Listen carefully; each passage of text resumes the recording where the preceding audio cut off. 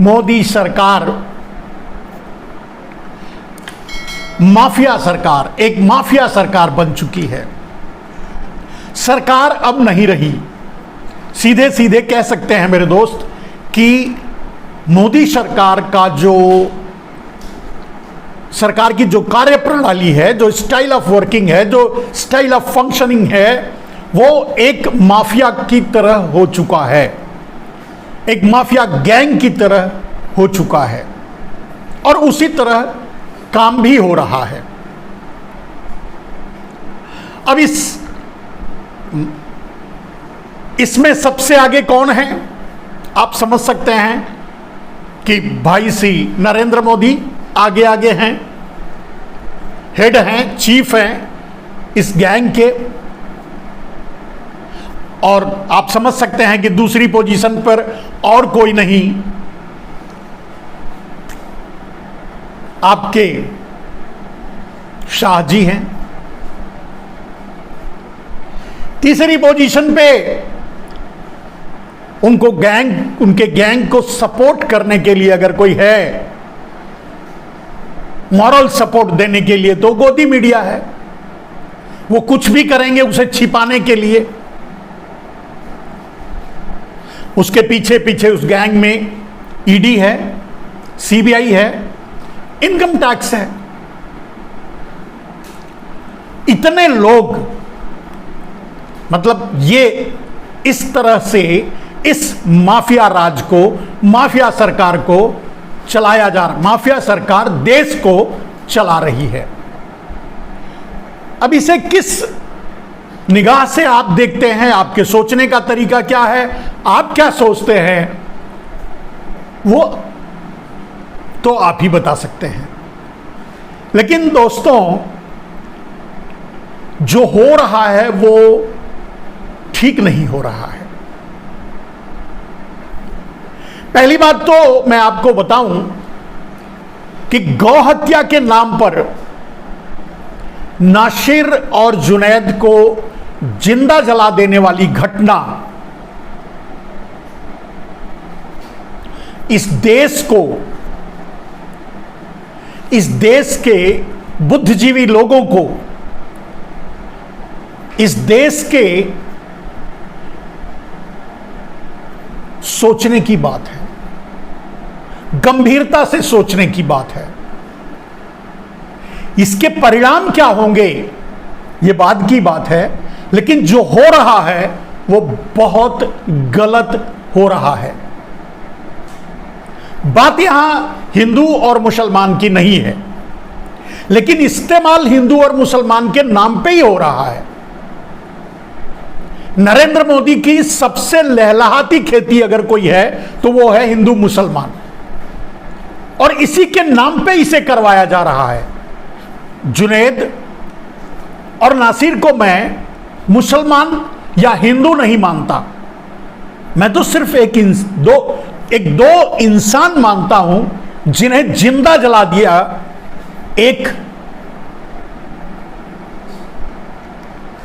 सड़क छाप गुंडा मोनू मोनेश्वर ने। यह कहां तक सही है? नाम क्या है? गौरक्षा के नाम पे, गौरक्षा के नाम पे इस तरह की गुंडागर्दी कहां तक सही है? और अगर मोनू मोनेश्वर बहुत ज्यादा गौभक्त हैं तो उन्हें फिर आसाम के उस नेता से पूछना चाहिए जो भारतीय जनता पार्टी में होते हुए ये मीडिया में चैलेंज से कह रहा है कि मैं भारतीय जनता पार्टी में हूं लेकिन मैं गौमांस भी खाऊंगा।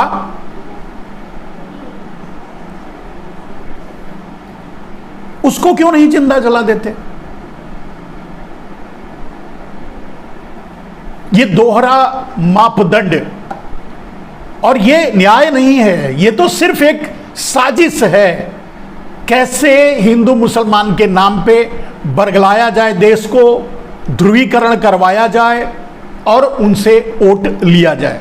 नरेंद्र मोदी अपने कामों के बल पे एक ग्राम पंचायत का चुनाव नहीं जीत सकते। नरेंद्र मोदी अपने कामों को गिना करके एक ग्राम पंचायत के चुनाव को प्रभावित नहीं कर सकते, लेकिन नरेंद्र मोदी नासिर और जुनैद को मरवा करके पूरे देश में चुनाव जीत सकते हैं।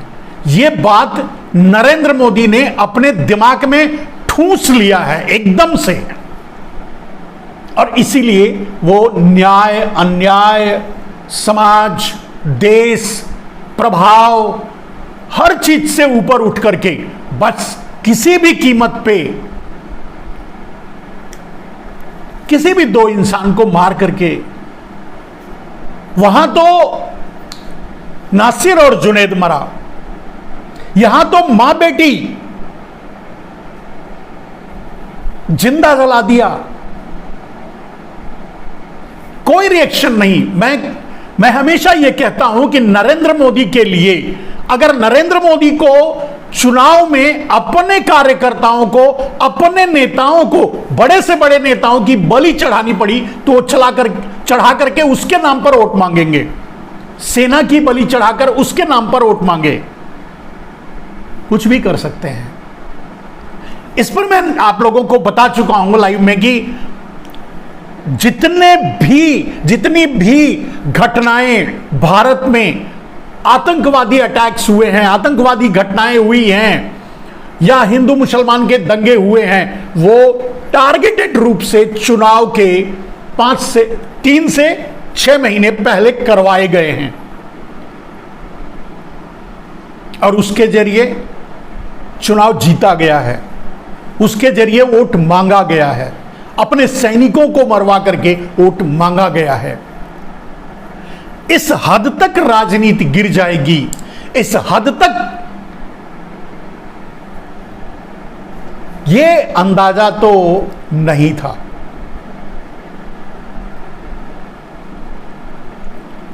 भारत स्वाभिमान में होते हुए नरेंद्र मोदी के लिए काम करते समय यह कभी नहीं सोचा था कि नरेंद्र मोदी इतने क्रूर, मतलब इतने क्रूर इंसान हैं, मैंने अंदाजा भी नहीं लगाया था।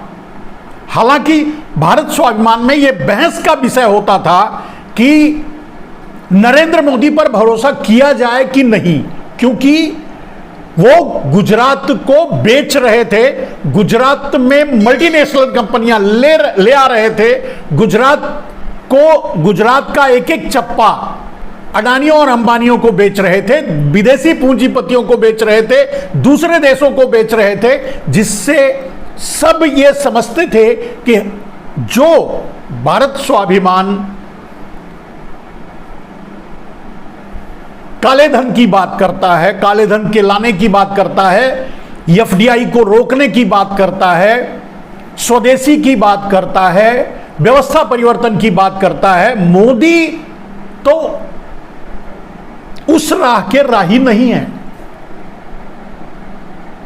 लेकिन मैंने हमेशा कहा है मेरे दोस्त कि फाइनली बहस वहां आकर खत्म हो जाती थी जब रामदेव आकर यह कहते थे कि क्या आपका इरादा पतंजलि पे बुलडोजर चलवाने का है।